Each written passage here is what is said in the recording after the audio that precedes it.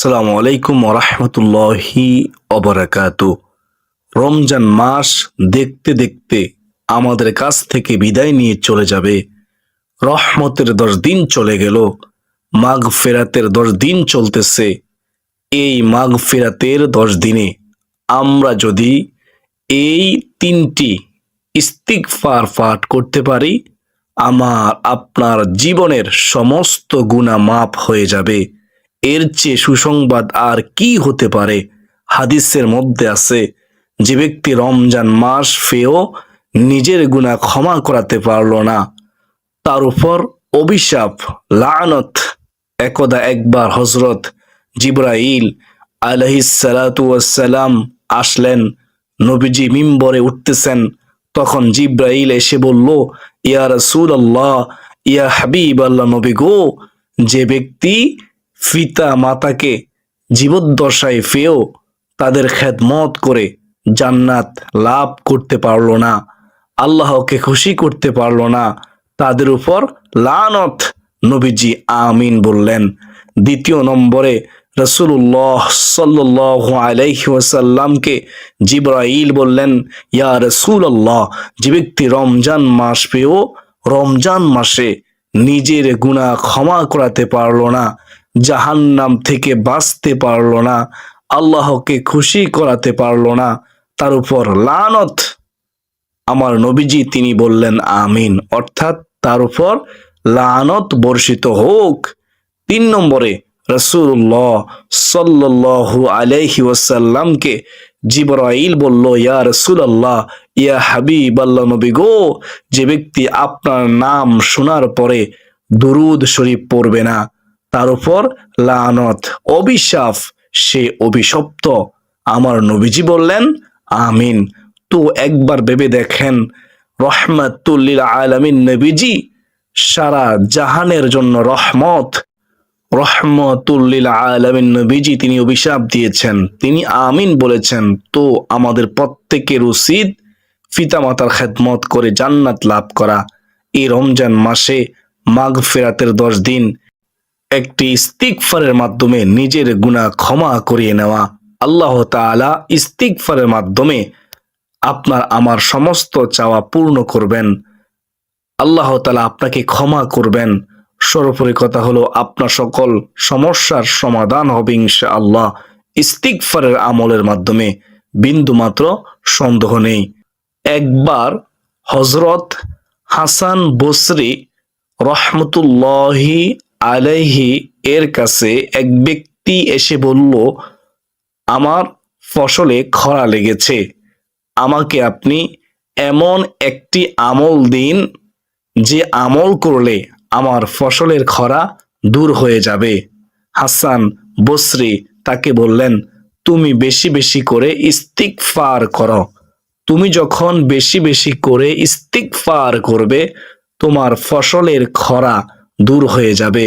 কিছুক্ষণ পর আরেক ব্যক্তি এসে অভিযোগ পেশ করলো। কি অভিযোগ? হুজুর, আমি গরিব, আমি অসহায়, আমাকে এমন আমল দিন যে আমল করলে আমার রিজিকে বৃদ্ধি হবে, আমার অভাব দূর হবে, আমার কষ্ট দূর হবে।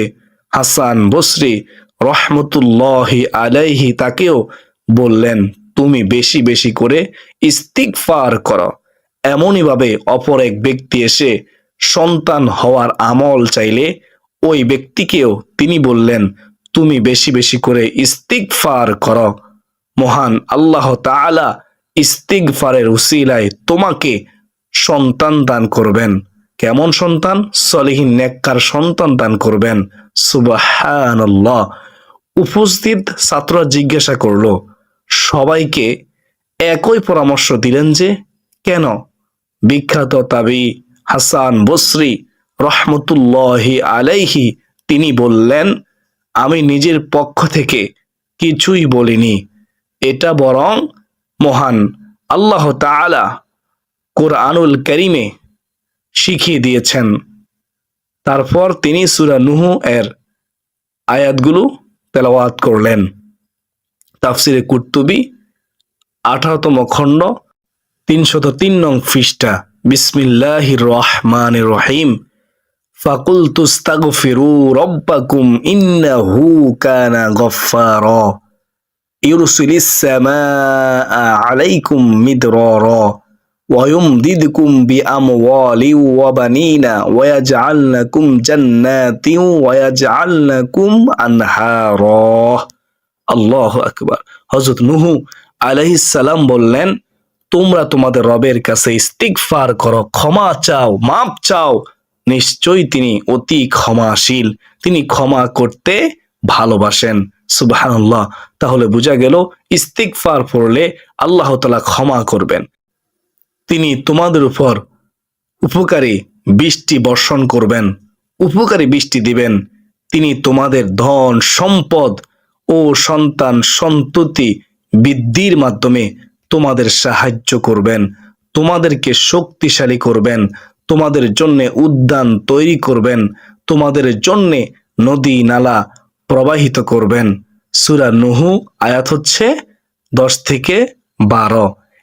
ইস্তিগফার আমল অনেক দামি আমল। এই পবিত্র রমজান মাসে মাগফিরাতের 10 দিন আমরা ইস্তিগফারের আমল ছাড়বো না।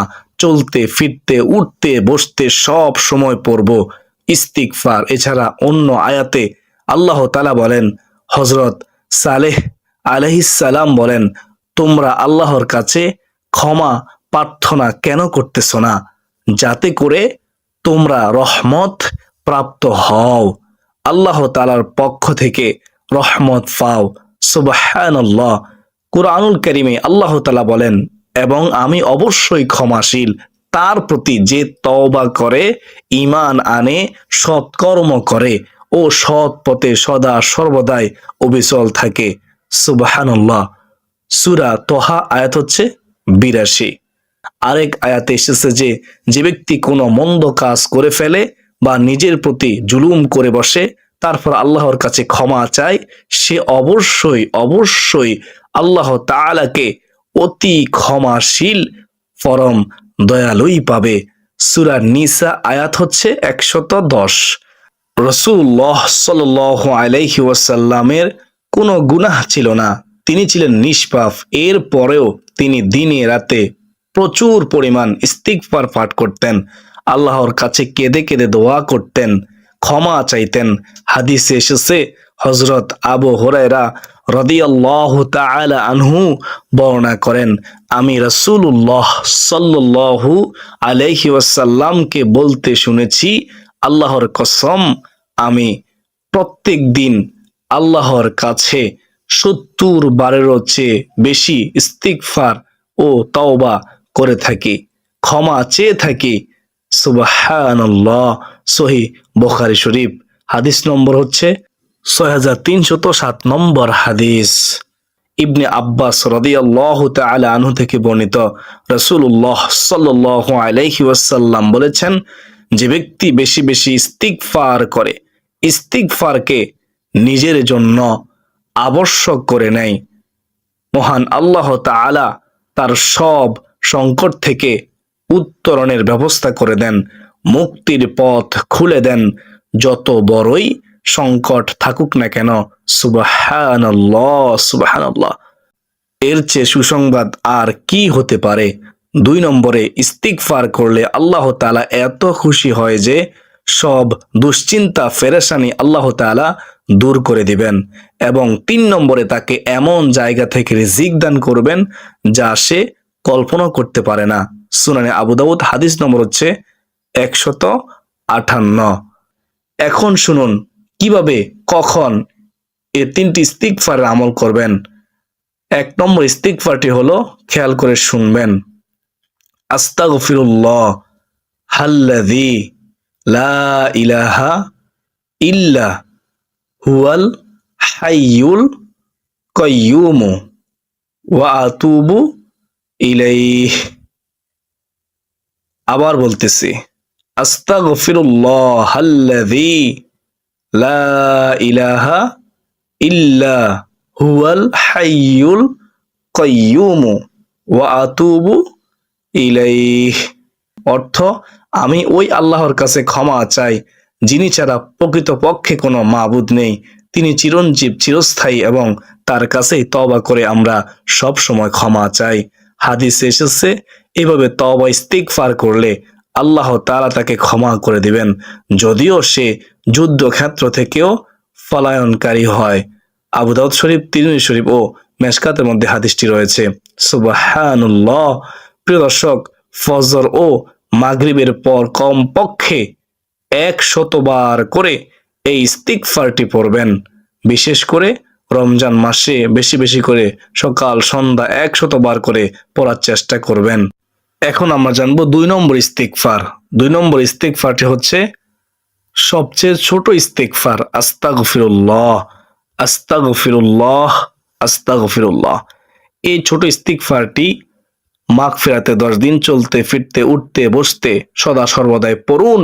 বিশেষ করে প্রত্যেক ফরজ নামাজের পরে ডানে বামে সালাম ফিরিয়ে প্রথমে একবার আল্লাহু আকবার বলবেন, তারপরে আস্তাগফিরুল্লাহ, আস্তাগফিরুল্লাহ 3 বার পড়বেন ইনশাআল্লাহ। যদি আপনি প্রত্যেক ফরজ নামাজের পরে পড়েন তাহলেও হয়ে যাবে। আর যদি সম্ভব হয় চলতে ফিরতে উঠতে বসতে সদা সর্বদা এই ছোট ইস্তিগফারটি পড়ুন। তারপর 3 নম্বর ইস্তিগফারটি হচ্ছে আস্তাগফিরুল্লাহ ওয়া আতুবু ইলাইহি, আস্তাগফিরুল্লাহ ওয়া আতুবু ইলাইহি। এটি আপনি পড়বেন, যখন সুযোগ পাবেন তখনই পড়বেন। আশা করি সকলে 3টি ইস্তিগফার বুঝতে পেরেছেন। ইস্তিগফার আমল অত্যন্ত দামি আমল। মনে রাখবেন সকল সমস্যার সমাধান হবে, বিশেষ করে জীবনের সমস্ত গুনাহ মাফ হবে, আল্লাহ খুশি হবে, দুনিয়া ও আখিরাতে কল্যাণ পাবেন ইনশাআল্লাহ।